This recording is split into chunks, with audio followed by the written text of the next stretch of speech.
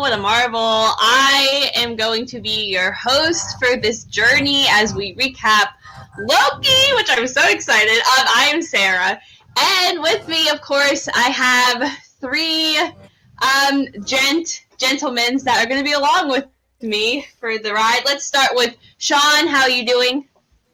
I'm good. I'm excited to be on as many of these episodes as I can.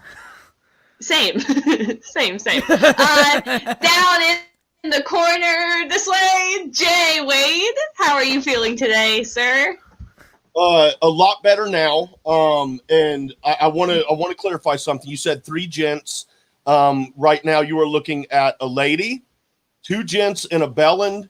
And I love that I love that I can be American but still be a bellend.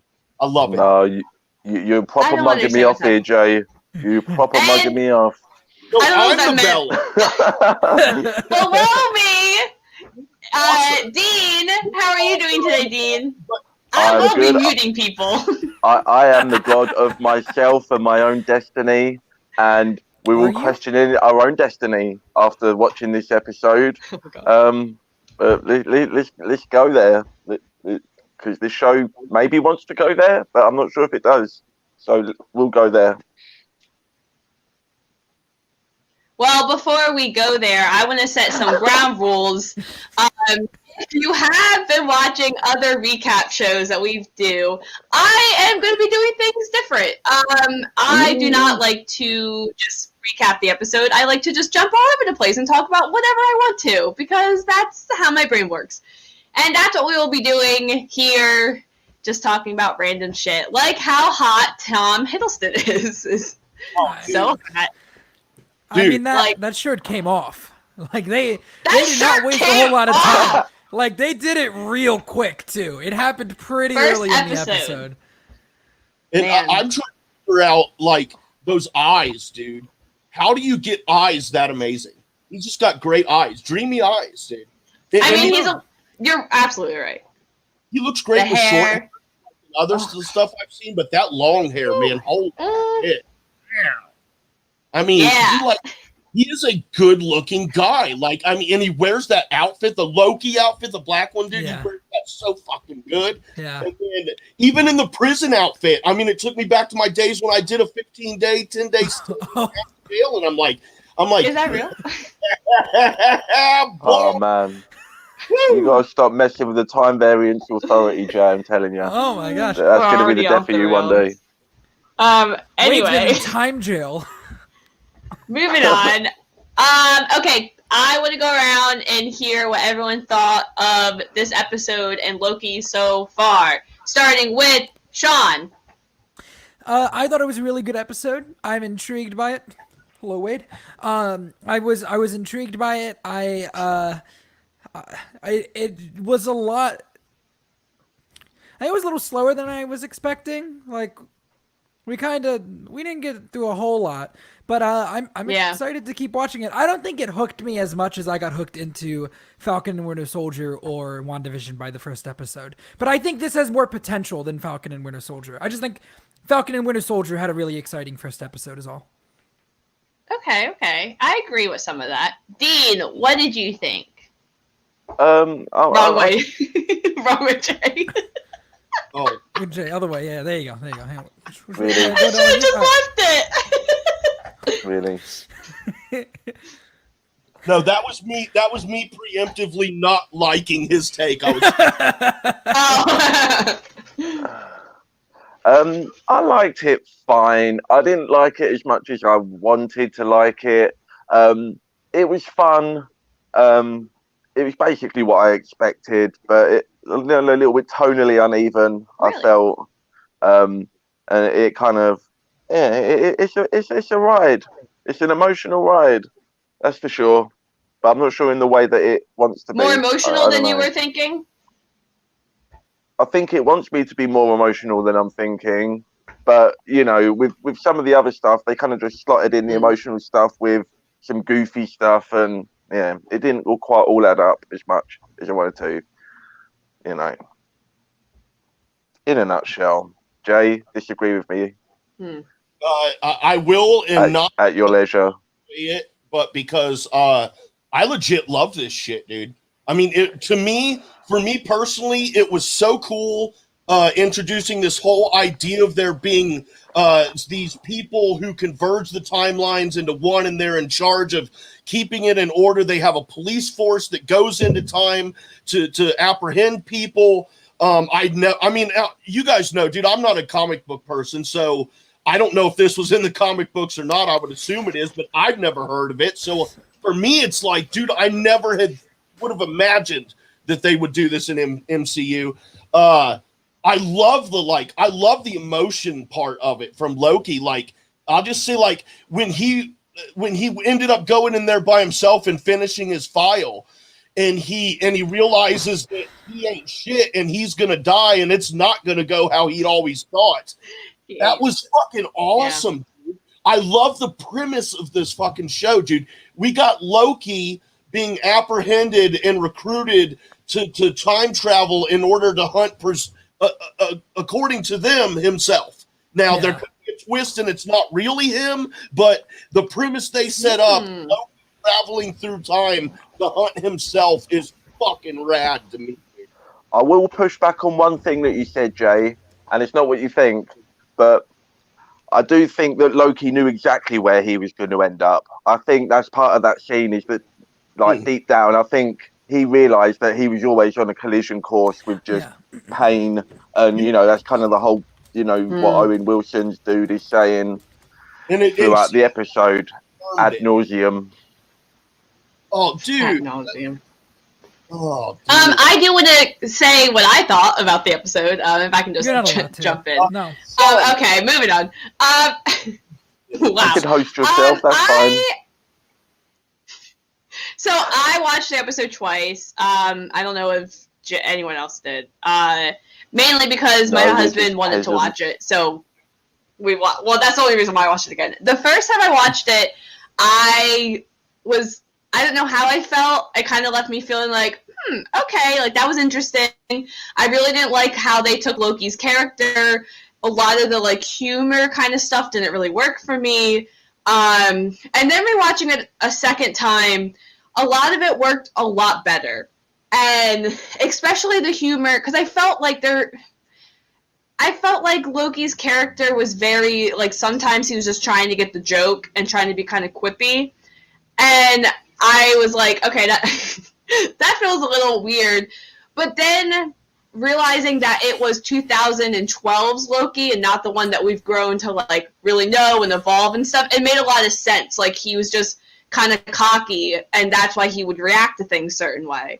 So it worked a lot better for me the second time. All right.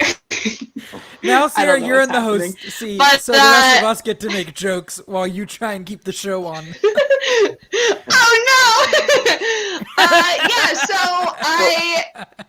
before we get into plot points, go ahead. Oh, yeah, Dean. I was going to say, I think that the device of using obviously the 2012 version of Loki, I think it kind of helps and hinders this show in some ways, because it's just like it's kind of frustrating as an audience member to have to go, you know, spend so much of the episode kind of flashbacks to all the other like movies, and we basically have to watch Loki go through an abridged version of his whole character arc again to get him to the point where now he's on board with, like, maybe helping Owen Wilson. And I get that it's kind of, you know, there was no other way around it because we had to pluck the Loki out of 2012, you know, to bring him back in the first place. But I kind of felt like that it just felt, you know, it felt too much to me. It just felt like we were spend a lot of time retreading ground that we kind of have already covered, and literally, you know, and for something that kind of sets up so much for, like, to look forward to, like, moving forward in the greater Marvel universe, it was just kind of frustrating to look back so much. I know, that was just me. I agree with so much of what is being said by both Wade and Dean. Dean, I think that is something that frustrated me. Is we have this Loki from 2012 who's very look. I'm sorry, Sarah, but I do have actual ideas. I'm not just messing with you. The dialogue sounded like it was written from 2012 Avengers, which is maybe intentional or not. I think don't that's know. the point. Yeah. I think that's the point. I think it is. But go on. What I want to say about what you're saying is, like, you said obviously we had to get him caught up. I don't know if we had to. I'm kind of disappointed that we had them, because like, wouldn't it have been kind of cooler if we'd kept Loki as he was for a while? But instead, it had to. Yes, it kind of felt like we wanted in a different way. Yeah, it felt like they were like, we want to do a Loki show, but we need it to be a more likable version of Loki. But they killed Loki, so we have to now just get a Loki and make him the version that people condense like. it. They want to have their Loki and eat it, is what they want. Exactly. It's so I agree with what you're saying there, Wade. Everything you said, I agreed with. The emotion worked for me. All of it worked for. Like, I was hurting when Loki was watching that. But I think the thing that leaves me sour on this episode is I didn't feel satisfied with what we learned about the TVA and the like. For some reason, when WandaVision left me with a lot of questions, I was like, okay, yeah, I'm whatever. But this episode, it ended, and I was like, I really wanted more about, like, because I don't like. That's I don't know. the point. It wants you to come back. That's the point. But I feel like, I don't know. Maybe I'm just being weird. But I don't think we needed so much of the Loki flashback stuff. We could have definitely dug a little bit deeper with the TVA. Yeah, I felt a little bit. I felt like with WandaVision. In Jaws. I'm reeling in Jaws. You don't think we got enough of the TVA? Like, just enough little nuggets to understand what's... It's the first episode! Just more, we got a lot of stuff about this. There was surface level, and I don't know, I just would have liked to have seen, like, how they were, I don't know. I don't think I fully understand. It's the first episode. I don't think I fully understand the basics of the TVA. I think my issue is for some reason, whenever WandaVision like left me with questions, I still felt like they had done everything that they could in that episode, and that like there was no wasted time. most of the time, at least. There were definitely some episodes where I felt that way. Whereas this one, the Loki stuff, where we kind of retreaded a ton of old ground to get him caught back up to where he needed to be, I was kind of like, okay, but how does the timeline work? Because I'm really confused about what you guys are saying. Considering how big the ramifications of what they're saying is, like, they treat it pretty light-heartedly. They say that there is no multiverse. Well, they state, it seems like they're setting up that it's like, it's starting to happen. So as we're discovering what a multiverse is as an audience, it's because of things that have happened, because we've got an increased amount of people who are running around doing this time travel shit, that this stuff is only just starting to happen, and now the multiverse is starting to spiral out of control, which is what we're seeing the start of here. And they set up a Secret Wars movie, by the way. Oh yeah. The War of the Multiverse. Do tell. Yeah. War. They say that there's going to be they're trying to prevent a war occurring between a multiverse war, which is basically the plot line of the 2013, 14. Oh yeah, that other one they did. The Secret Wars, the Jonathan Hickman run. Yeah. Which is basically where all the multiverses clash together and everyone has to like team up and or fight each other before they can set all the multiverses back separately. And that seems like what they're planting for here for sure.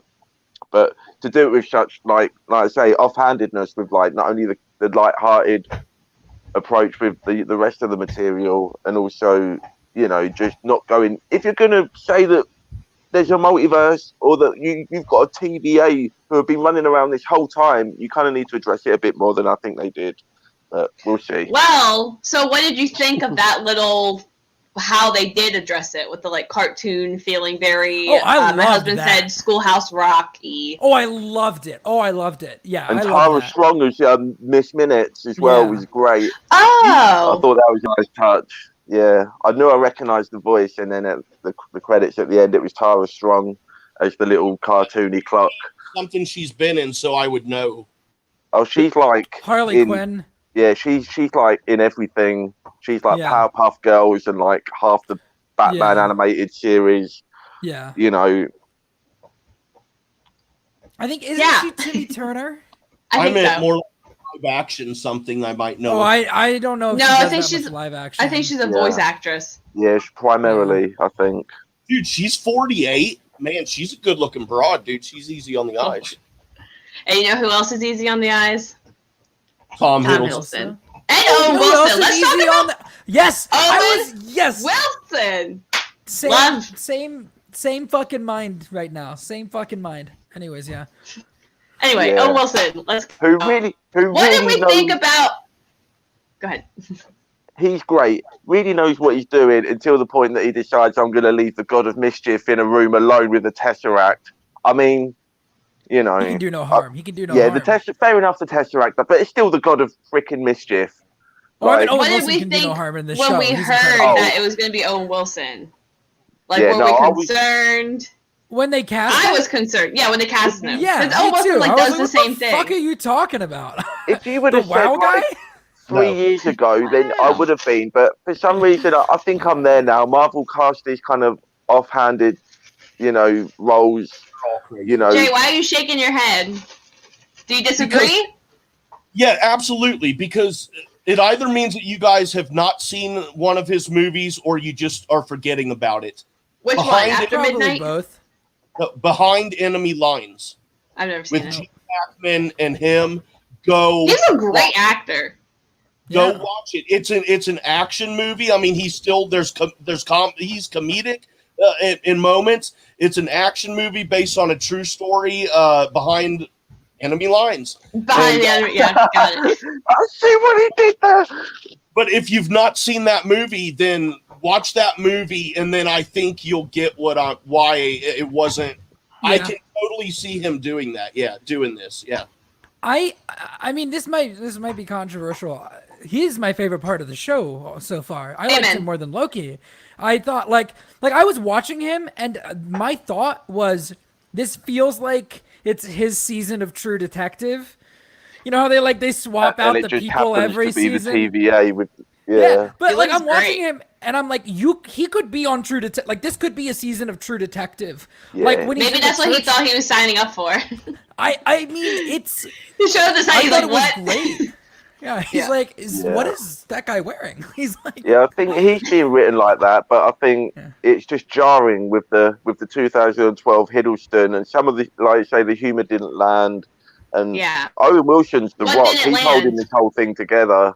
Incredible. What do you think didn't land? Because I probably agree with you.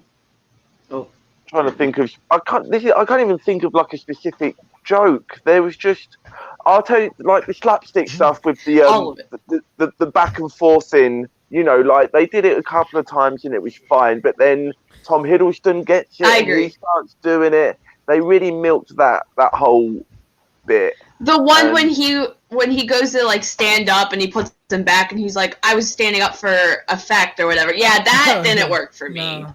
Yeah, that he was like, well, I can't get up now. Stuff. Yeah. I did like when he reset him and he fell to the ground because the chair had moved. I like that. That was pretty funny. The one joke that, I mean, it was kind of a joke at first, but then it played into being something a lot bigger. And I guess we can just, the Infinity Stones. Oh my God. Oh my. I feel like this is super controversial for a lot of people. My husband hated this. He hated this. I love it. He was like, oh, that undermines everything that has happened. I was like, not really. But yeah, it kind of does what, and it doesn't do, because obviously they've said that they want to move away from the Infinity Stones as a plot device.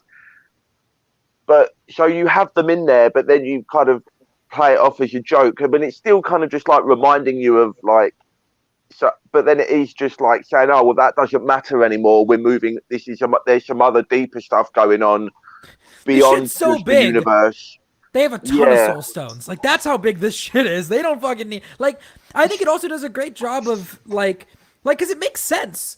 right? Like, if you've got all these multiverses and each one has its own set of Infinity Stones, it's not like the Avengers could.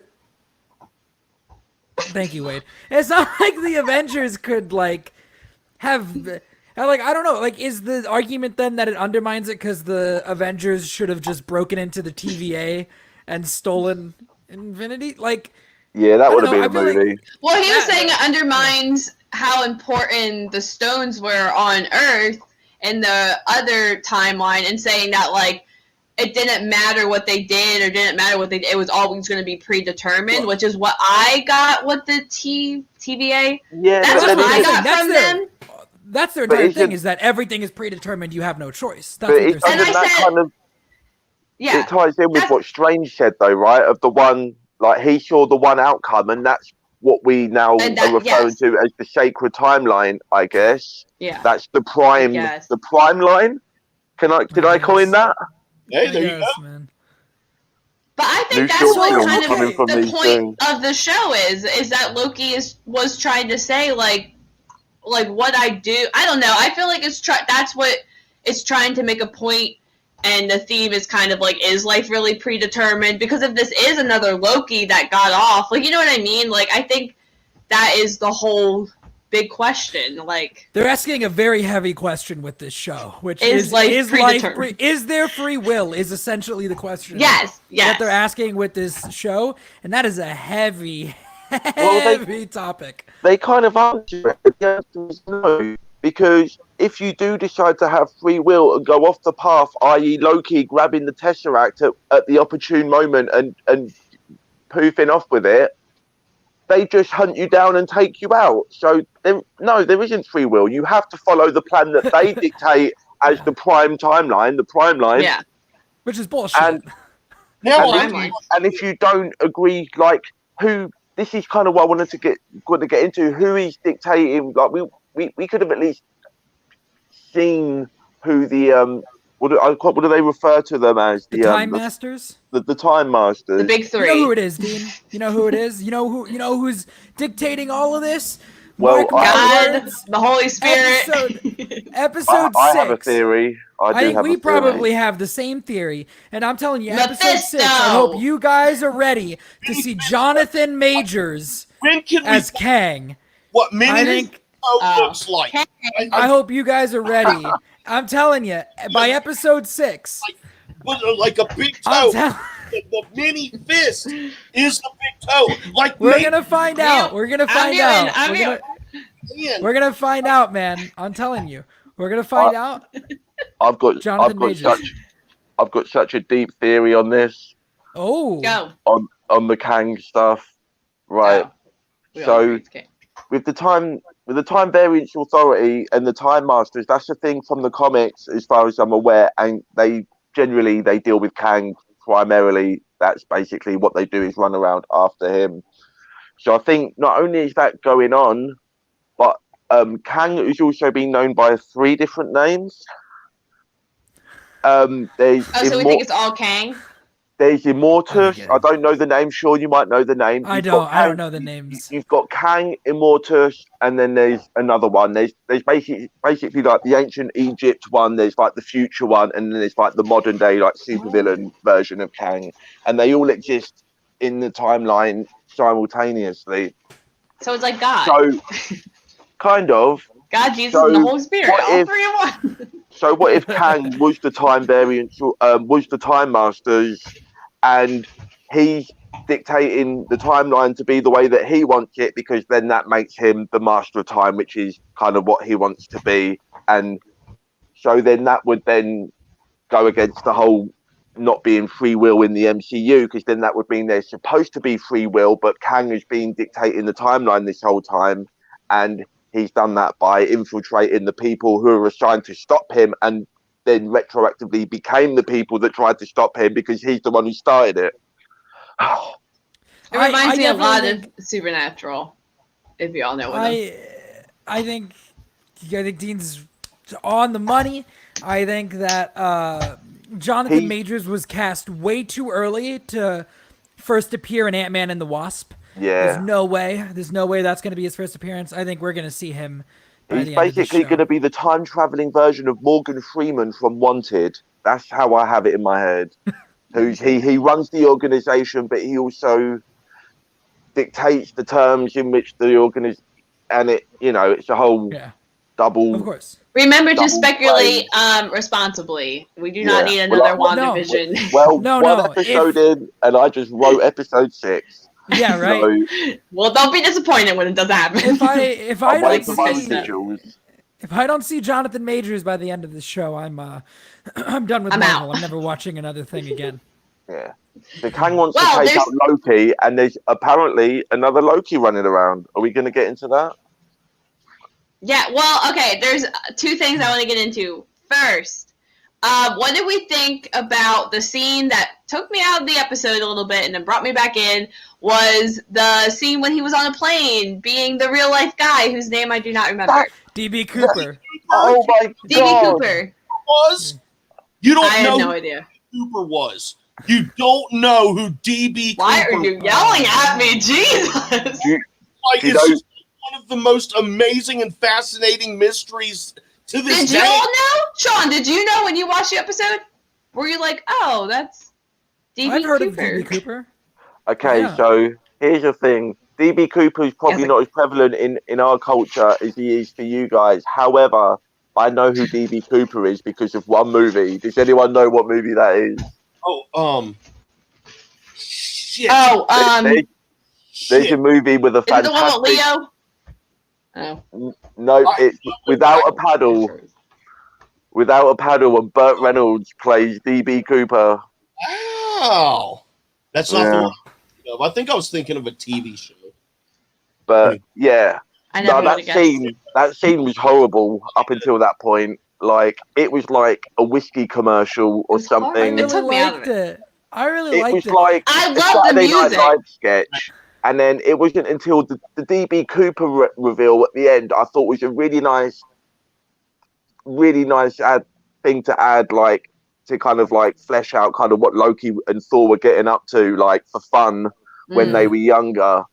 But the whole scene just tonally so jarring. It was like a James Bond audition tape. He looks so It's a James Bond audition tape. I just liked it. Please. Loki wasn't smooth. He's not even that smooth now when he's like 2012 sniveling villain Loki. He didn't have that good a grasp on like how to be a James Bond motherfucker back when he was in his 20s. What are you talking? Yes, he did. And it was all for a dare or something. It's just, I don't know. Jay, how did you feel about it? How do I feel about what? DB Cooper? The scene. Not about the real man, the scene. Oh, no, that scene, yeah. Dude, fuck yeah, that shit was rad. Like I said, fascinating, unsolved mysteries to this day. I mean, fuck, even if they knew exactly who the guy was, what the fuck happened to him? That's one of the greatest fucking and most fascinating mysteries in U.S. And this, and obviously he wasn't in real life Loki, but it was cool how this. You don't fucking know that, Wayne. You don't know that. We don't know. It might have been. There's a way that I change my tune on this scene, and that is if they do a different scene each episode of a different historical mystery. And I hope so. And that'd be awesome. Like what they did with the commercials in WandaVision, but just have one scene in each episode of Loki in history.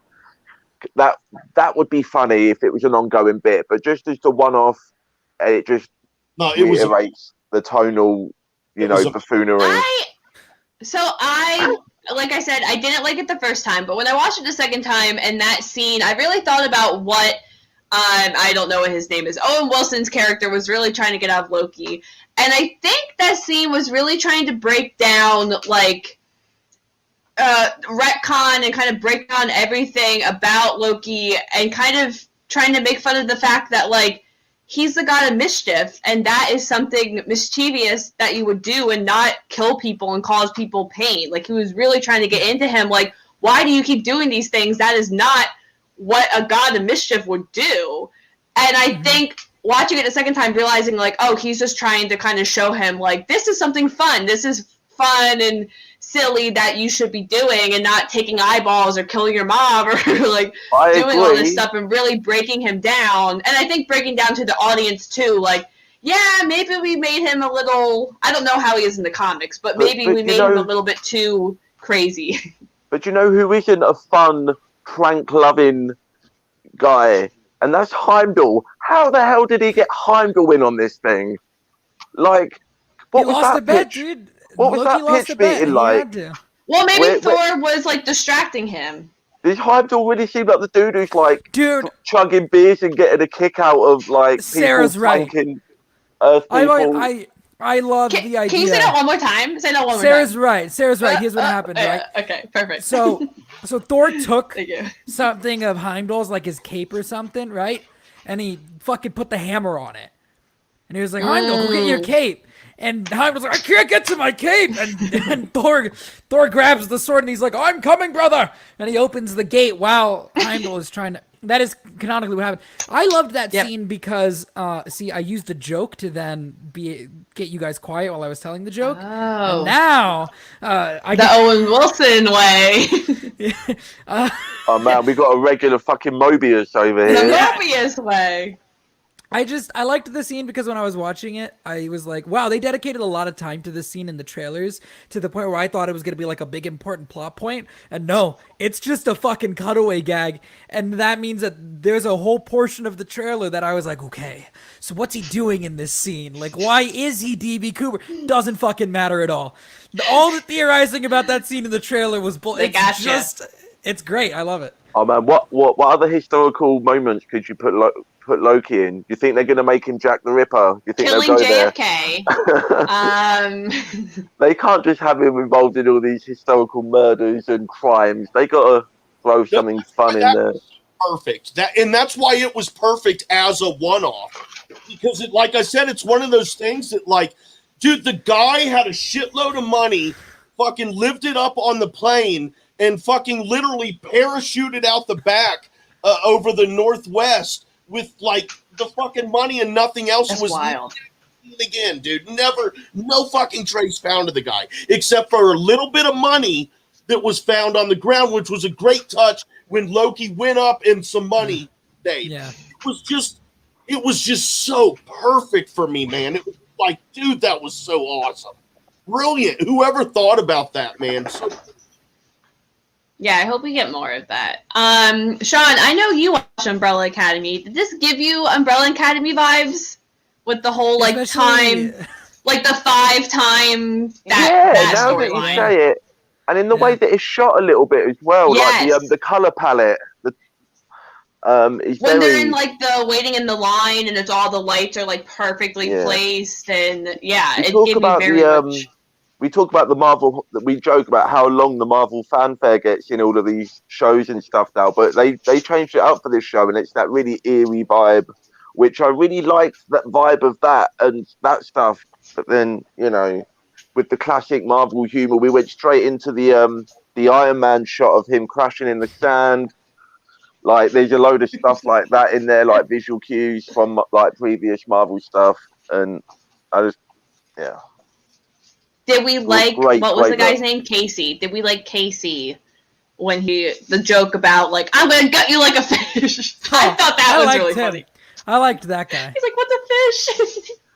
He doesn't know what a fish is. It just boggles the mind. Are these people humans or not? That is my question. What I'm saying. No. Well, we confirmed that there. I think they're human, but I think that they are, or maybe there are some aliens there as well. But I do think that they're like raised there, so they're so disconnected. They don't know anything except for, I assume, the TVA. My question that I was gonna ask while we're talking about the TVA homeworld, when Loki looks out that window, did anybody else? Was anybody else like, this looks like a video game from 10 years ago? Yes. Like, yes. I thought it reminded me of Star Wars a little bit. My favorite Star Wars movie. Attack of the Clones, yeah. Yes, when they're like with the cars and it didn't look great. I thought it looked okay. I mean, I don't know. I only watched it on my computer monitor. I haven't seen it on like a nice TV yet. But when I saw that part, I thought that the window out, and then once they like, do we think? Once they stopped going through the window, I thought it was okay. But before that, I was like, Do you think this city's in the quantum realm? Do we think that's where it is? Maybe. Because there was a deleted scene from Ant-Man and the Wasp that was going to show a city in the quantum realm, they removed it. And now I'm thinking, is that where the TVA live? Because then they can branch out to all the different timelines and stuff from there. It would make sense for the TVA to live in the quantum realm. And they say time works differently here, where they are. I bet you they are in the quantum realm. I bet you're right. Yeah. And that's where Kang obviously will be thriving. Quantum Mania? Ant-Man and the Wasp Quantum Mania? I mean... I still haven't seen the second one, so maybe I should hop on that. I had a question. Okay, so we get the one scene when we first meet Owen Wilson back in 1580-something in France, and we meet the little child. Is the child from there, or was the child also a variant? Okay, how did they know how to... Okay, that was confusing. Did you guys think that that the window was Loki or Mephisto? Because I right away was like, oh, it's Loki. It's supposed to look like Loki. I joked. I joked. I was watching it. I was watching it with Tyler, who did Falcon and Winter Soldier with Dean and I. And Sarah, you were there too sometimes, weren't you? Yeah, most of it. Most of it, yeah. And Sarah, and I as soon as the demon popped up, I went, "You think that's Mephisto?" And Tyler lost his shit. But I did go. Is that Mephisto? Because a lot of people thought it was Mephisto. They had to have considered cutting that shot out, right? Because after the WandaVision stuff, they had to have had a conversation of like, do we really need this in here? And I don't know, because I didn't get the Loki vibe at all from it. With the horns? That's how I was too busy thinking Mephisto. It was all that was in my head is that, oh my God, I can't believe they've shown something so Mephisto-y after all the shit we've been through this year. Now they're just teasing us. And I'm thinking in my head, does Mephisto ever use knives? I'm trying to like put the pieces together to connect the dots to where I need them to go in my head. At one point, Dean, they were like, "This is a nightmare," and I lost my fucking mind. They talk about a night. They reference it like a nightmare realm or a nightmare dimension. Oh my God! No, Loki goes, "Oh, this is a nightmare," and he's like, "That's another department, but I'll help you burn that one down too." I fucking lost my shit. I laughed so hard. So is that setting up the character nightmare for? I mean, it's got to be, right? That's got to be where he lives. I think maybe. I think it's a throwaway joke they didn't put a whole lot of thought into, but really? it's something very different after WandaVision. Yeah. I really don't think that's supposed to mean that much. I think it's in the same category as the earthquake line from Endgame that people now think is the Namor reference. Where they could go back and do something with it, but they hadn't initially intended. Yeah. I think this is definitely one of those. And by the way, we're definitely getting Namor. They're going to be Mayan. It's going to be crazy. Anyway. Wait. I just realized something. Go ahead. Dean, I just realized this. I apologize. I don't know how much it's going to change in the future, but I will think about it more from now on.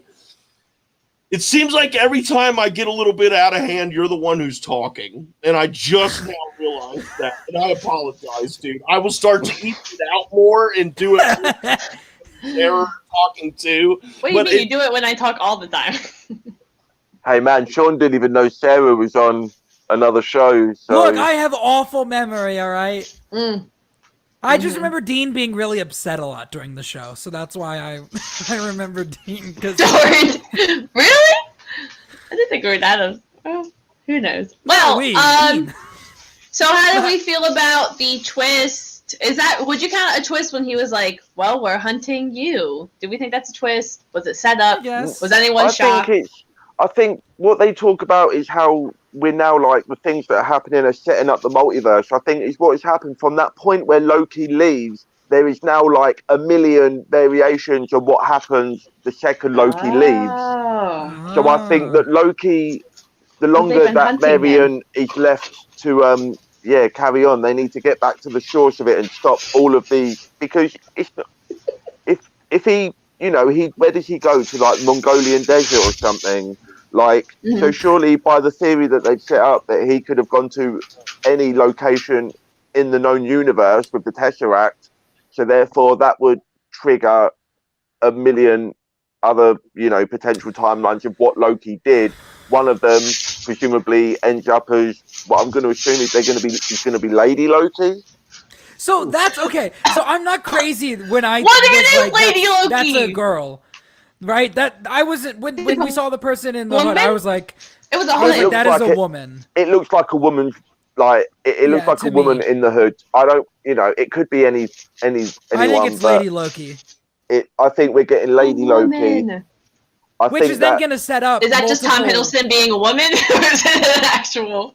No, there's an actress. There's an actress, I believe, that they have cast that looks like she could be a Lady Loki. Really? Which will then set up that we have different versions of Loki, and then I'll get my kid Loki so that I can get my Young Avengers show that I also talk about until it happens. Hey, I got a question for you guys. This is for all three of y'all. How has no one brought up my amazingly clever name tonight? Loki. So here's the question, Wade. Wow. Does that mean that maybe it's not as amazingly clever as or it was so low key that we didn't notice it? Yeah, there's two different spectrums there. There's He's one that says you did a genius. great job, and there's another one that is absolute failure. I liked it, Jay Wade, Loki Wade.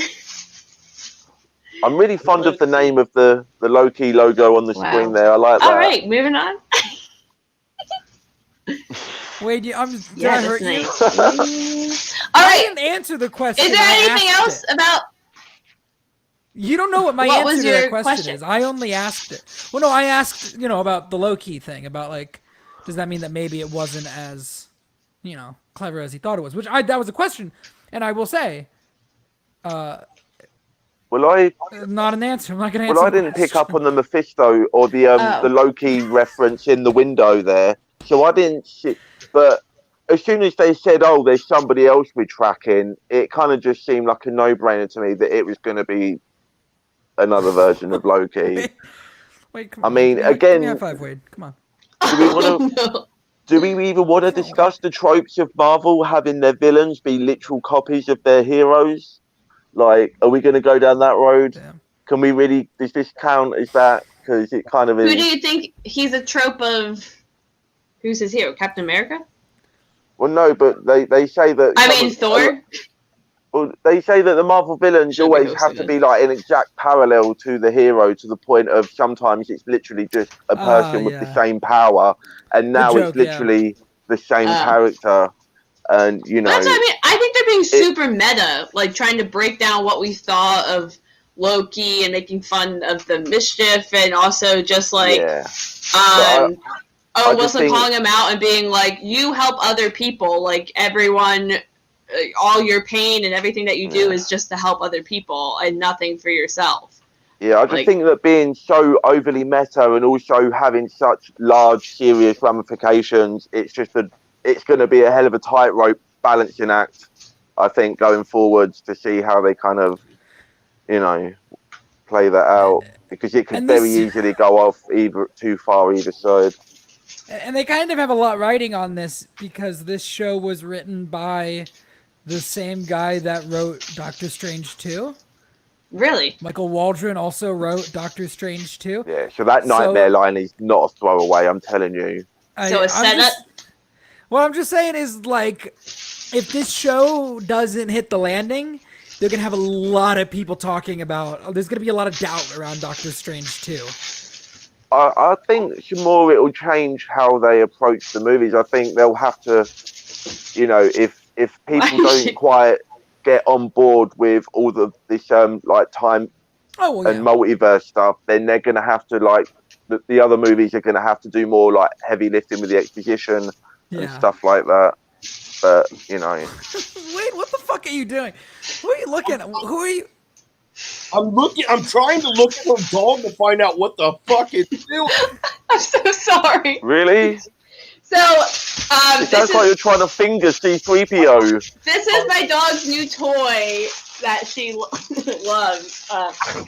I'm so sorry. Was that Mephisto? No. Oh my god! I'm sorry. A mini. I still really like mine, which was that it's a mini Kit Fisto.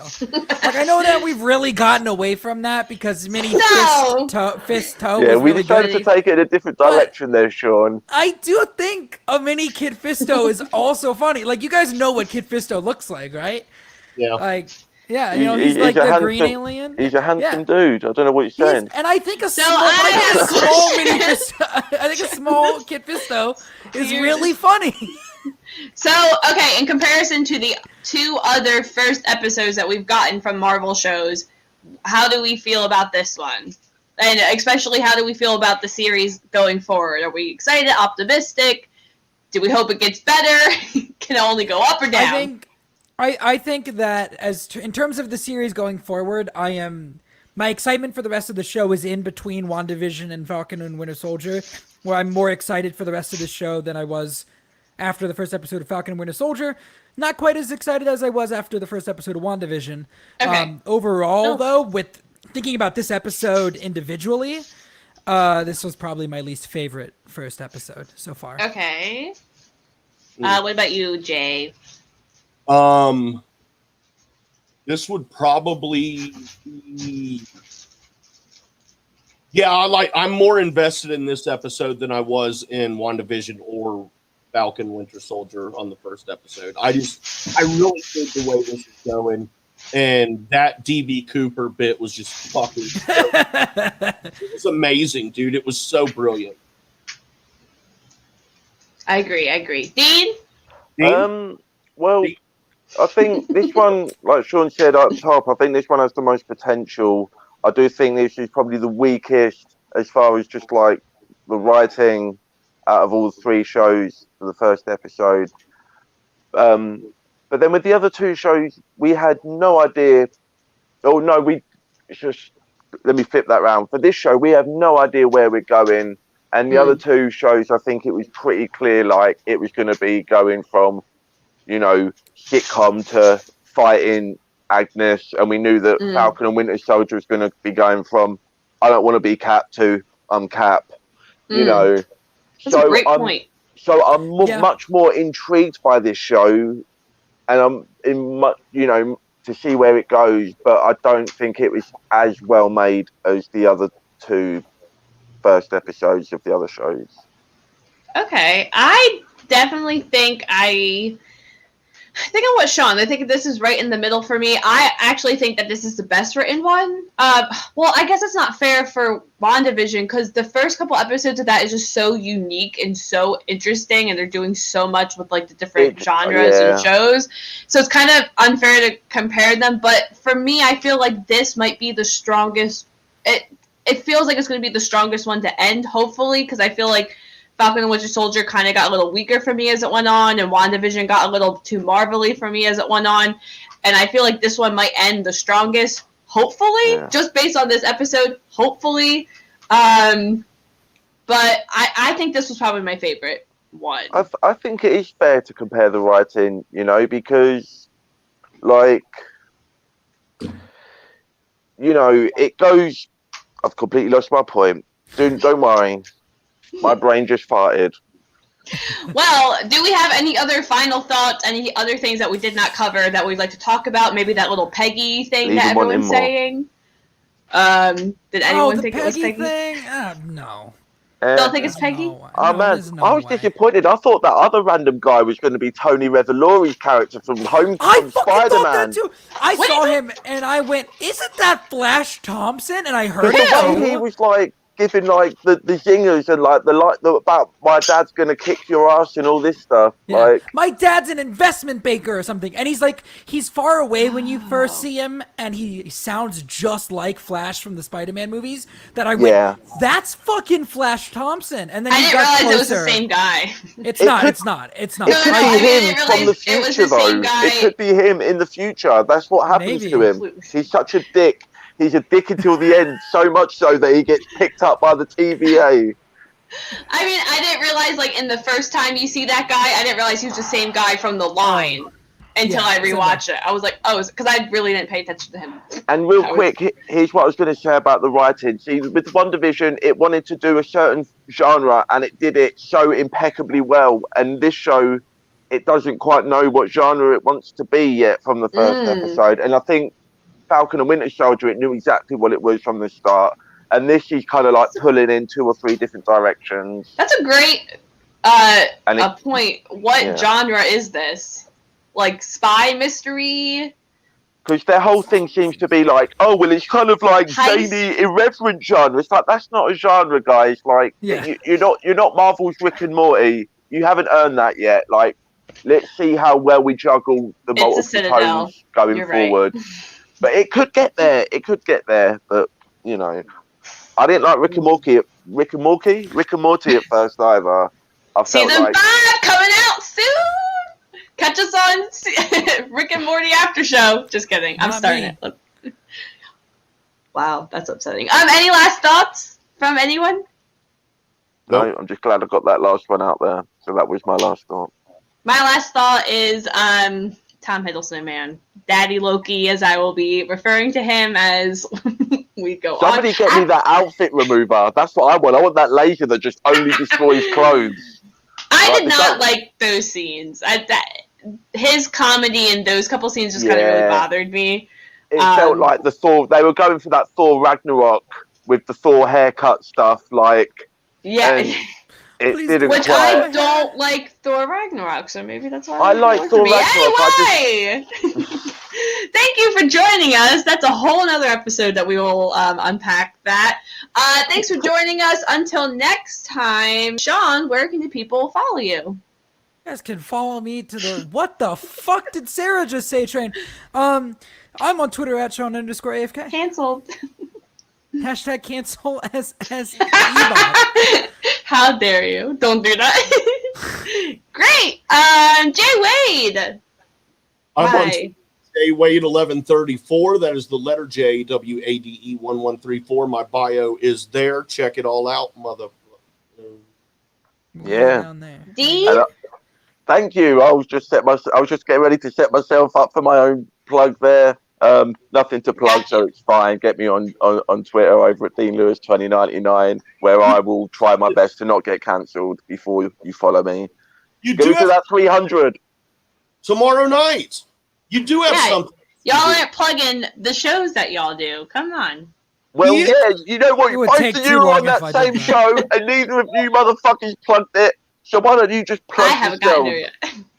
Because I wanted you to, Dean. I'll plug it. Why would I plug it when you're just going to interrupt it? Wade and I actually talked beforehand, and we were like, let's see if Dean will plug the show. Bullshit. I was the first one in the room. I was the first motherfucker here. Well, I guess I'll plug all the shows. You can find me personally on my Twitter at SCBOK, SSEABOCK, good lord. You can find all of us sometimes. I will probably be back tomorrow on the Mad Batch show on the JCast network talking about the Bad Batch. You know what? Don't even go and watch it. Don't even watch it. Wow, Dean is kicked off. We don't know if Dean's going to watch the episode. Dean, okay, anyway. And me and Jay just relaunched our podcast that we do, Go Get That Rose, on the JCast network as well. Brand new season, brand new kind of format. We're doing a fantasy league. It's an absolute shit show. So please come and watch. It's a lot of fun. And please subscribe to the Merkwood Movie Blog on YouTube. There's the Twitter movie blog. Merk, don't laugh at me. I'm so sorry, Josh. Yeah, subscribe, hit that like button, share it with your friends, all the things that the people say to do. Until next time, we will see you next Thursday. All right, bye!